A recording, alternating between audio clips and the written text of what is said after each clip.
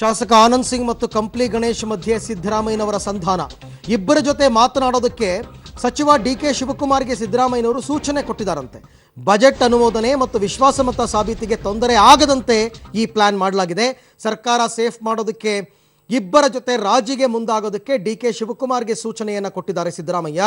ಹಾಗಾದರೆ ಸಿದ್ದು ಮಾತಿಗೆ ಒಪ್ಪಿ ಡಿಕೆ ಶಿವಕುಮಾರ್ ರಾಜಿ ಸಂಧಾನಕ್ಕೆ ಮುಂದಾಗ್ತಾರಾ?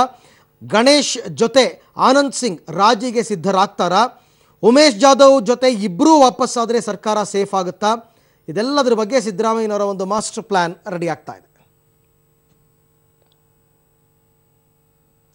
ಈ ಬಗ್ಗೆ ಮತ್ತಷ್ಟು ಮಾಹಿತಿ ಪಡೆಯೋಣ ನನ್ನ ಕೊಲೀಗ್ ಸುಕೇಶ್ ಅವರಿಂದ. ಸುಕೇಶ್, ಇವಾಗ ಆನಂದ್ ಸಿಂಗ್ ಮತ್ತು ಗಣೇಶ್ ಇವರ ನಡುವೆ ಏನಾದರೂ ರಾಜಿ ಆಗ್ಬಿಟ್ರೆ ಅದಕ್ಕೆ ಯಾಕಷ್ಟು ಮಹತ್ವ?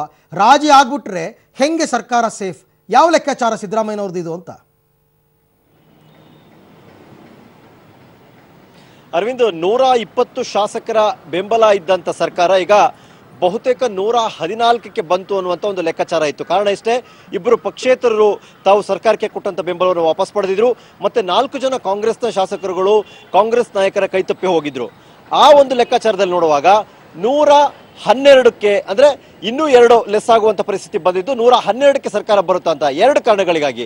ಈ ಅಧಿವೇಶನ ನಡೆಯುವ ಸಂದರ್ಭದಲ್ಲಿ ವಿಶ್ವಾಸಮತ ಸಾಬೀತು ಮಾಡುವ ವಿಚಾರ ಇರ್ಬೋದು ಅಥವಾ ಬಜೆಟ್ ಅನುಮೋದನೆ ವಿಚಾರ ಇರ್ಬೋದು, ಸಂಪೂರ್ಣವಾಗಿ ಬಹುಮತದ ಸರ್ಕಾರ ಇರುವಂತ ಸಂದರ್ಭದಲ್ಲಿ ಶಾಸಕರು ಗೈರಾದ್ರೆ ಆಗ್ತಕ್ಕಂಥ ಸಮಸ್ಯೆ ಏನು ಅಂತ ಗೊತ್ತಿರುವಂತದ್ದು. ಒಂದು, ಆನಂದ್ ಸಿಂಗ್ ಡಿಸ್ಚಾರ್ಜ್ ಆಗದೆ ಇದ್ದಿದ್ರೆ ಅವರು ಡಿಸ್ಚಾರ್ಜ್ ಆಗ್ಲೇಬೇಕಂತ ಅನಿವಾರ್ಯತೆ ಇತ್ತು.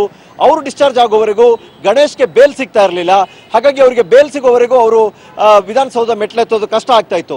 ಈ ಲೆಕ್ಕಾಚಾರಗಳು ಹಾಕಿದಾಗ ಕೊನೆ ಪಕ್ಷ ಅವರಿಬ್ಬರು ಬಂದ್ರೆ 114 ಸಂಖ್ಯೆ ಬಲವಂತೂ ಹುದ್ದೆ ಇರುತ್ತೆ, ಅದನ್ನ ಉಳಿಸ್ಕೊಳ್ಬಹುದು ಅನ್ನುವಂಥ ಕಾರಣಕ್ಕಾಗಿ ಏನಾದರೂ ಮಾಡಿ ಅವ್ರನ್ನ ಡಿಸ್ಚಾರ್ಜ್ ಮಾಡುವ ಅಥವಾ ರಾಜಿ ಮಾಡಿಸಿ ಇವರಿಗೆ ಬೇಲ್ ಸಿಗುವಂತೆ ಮಾಡುವ ಈ ತಂತ್ರವನ್ನ ಮಾಡುವ ಮೂಲಕ ಸರ್ಕಾರವನ್ನು ತಾತ್ಕಾಲಿಕವಾದರೂ ಗಟ್ಟಿ ಮಾಡಬೇಕು ಅನ್ನುವಂಥ ನಿಟ್ಟಿನಲ್ಲಿ ಈ ಒಂದು ಪ್ರಯತ್ನ ನಡೆದಂಥದ್ದು. ಅರವಿಂದ್.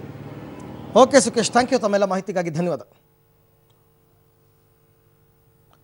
ಸೊ ಶಾಸಕ ಆನಂದ್ ಸಿಂಗ್ ಮತ್ತು ಕಂಪ್ಲಿ ಗಣೇಶ್ ಮಧ್ಯೆ ಈಗ ಸಿದ್ದರಾಮಯ್ಯನವರು ಸಂಧಾನ ಮಾಡಿಸೋದಕ್ಕೆ ಮುಂದಾಗ್ತಾ ಇದ್ದಾರೆ. ಇಬ್ಬರ ಜೊತೆ ಮಾತನಾಡೋದಕ್ಕೆ ಈಗ ಡಿ ಕೆ ಶಿವಕುಮಾರ್ಗೆ ಸೂಚನೆಯನ್ನು ಕೊಟ್ಟಿದ್ದಾರಂತೆ.